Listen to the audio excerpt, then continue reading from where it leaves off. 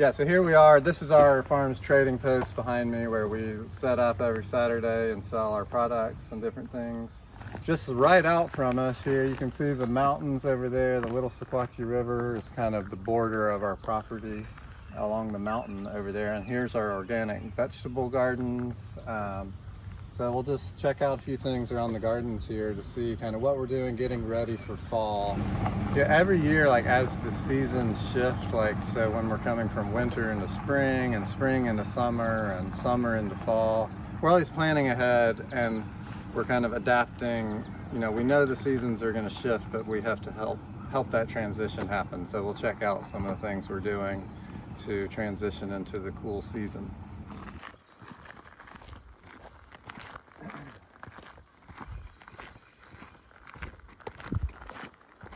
So this is kind of our late summer garden here. So there's certain crops that just take a long time to actually produce. So like this is sweet potatoes right here and some late season peppers and tomatoes. And then this is another real special crop that we grow, purple hull peas, which hopefully they're gonna produce. We got these planted real late. It looks like they're just starting to flower. So, but we still have another month. So we'll probably be harvesting purple hull peas in about a month. And we have a cool little pea sheller. So, we'll be selling purple hull peas at the very end of summer here. One of my favorite treats, this time of year are the muscadine grapes that we have. And this is a native grape that does really well in this area. You can actually find muscadines, just growing out in the forests around here. This is obviously a cultivated variety, but they're really, really tasty. This is one of those things that a lot of people in other parts of the country have never even heard of a muscadine, but it's definitely a southern thing. And, people make wine and stuff with it, but they're just really delicious to eat right off the vine. Yeah, funny thing about muscadines that, most people have never even heard of them, but actually the majority of grapes, the rootstock, like for wine grapes, is almost all sourced from muscadines. There was some disease that came in and killed all the grapes, like in France at one point and different areas, and they found that the muscadine rootstock was actually resistant to the disease. So yeah, so here this is this is an area that we're transitioning. We had earlier summer crops grown right here, so we had sweet corn here and some peas and other things. And as you can see, we have a buckwheat cover crop that we planted straight into where the corn was. You can see the corn stalks down here breaking down, turning into organic matter. And then this is the buckwheat, which is a really great it's a quick season cover crop. It only takes, 30 to 60 days to essentially mature and flower. And then you could harvest the buckwheat as a grain, or you can just incorporate it back into the soil. And it's really good for the soil. So probably what we're going to do right here is do a quick buckwheat cover crop, and then we'll plant a winter cover crop. So this essentially is going to lay fallow, we're not going to harvest anything from it until we're ready to plant something in the spring. So we're just letting this piece of ground rest for a full season, which is an important part of the whole regenerative process, just letting the land rest after you've harvested from it. So you can see this is the very end of tomato season. Tomatoes, it's been raining a lot the past few weeks, and the rain's pretty hard on the tomatoes. But we've gotten a really great crop out of them the past few months. And these are our no-till tomatoes that that we've been doing for about 5 years, and all heirloom varieties, and they're really delicious.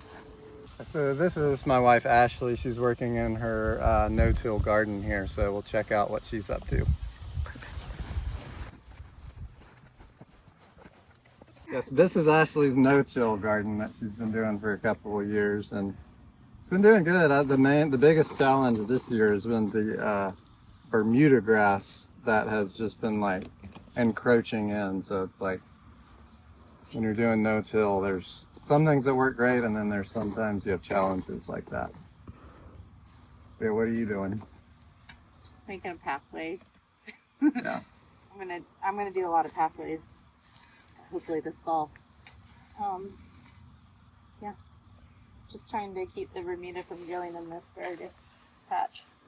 Yeah, so you're putting down cardboard and then mulching it with wood chips to make paths. This is hibiscus. Yeah, let's see if there's any flowers. There's little ones. They'll be for tea. Yeah, you take the leaves off. This is the seed. Just get rid of that, and that's what you have for tea. There's all kinds of things you can make out of it. These are marigolds that I'm gonna save for a dyeing class that we have in October. Natural dyeing class. This is some white okra, old heirloom. So you guys host classes here? We do, with the Cumberland Folk School. We have about 8 to 10 classes in the spring, and the same amount in the fall. Just traditional craft and cooking classes. And this is Japanese indigo. We grow this every year for a fresh indigo class that we host in August, where you, in a 2-hour class, you harvest the materials, process it, and dye protein fibers like wool or silk, and you get really beautiful light blues and greens from the fresh indigo. So I teach the indigo class with Carol, who runs the folk school with me, and then we also do beeswax candle making in the fall, and I like those, but I just really like meeting the teachers that come in. We mostly bring in outside teachers to teach. There's usually a basket class every year. There's a couple cooking classes. And we have felted slippers, which is really exciting. That's Laurel York up in Swanee. She raises sheep, so we'll be using wool from her sheep to make slippers. Yeah. I'm really excited about that one.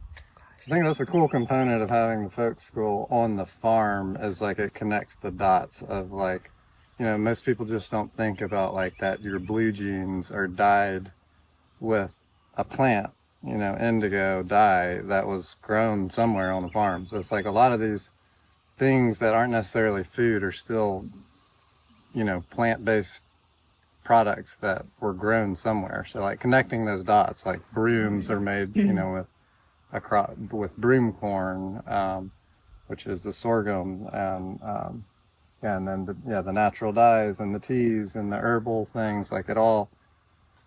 It's like these crafts are really cool, and it takes like people actually keeping them alive, but it also takes the material itself. And as often as we can, we try to have classes that are working with materials grown on the land or surrounding area. That's really important to us. Nice. And we also, if it's a full day class, we offer farm to table meals, either made by me or by Mallory up in Swanee from lunch. And so I like to also connect that food component, weave that into the classes.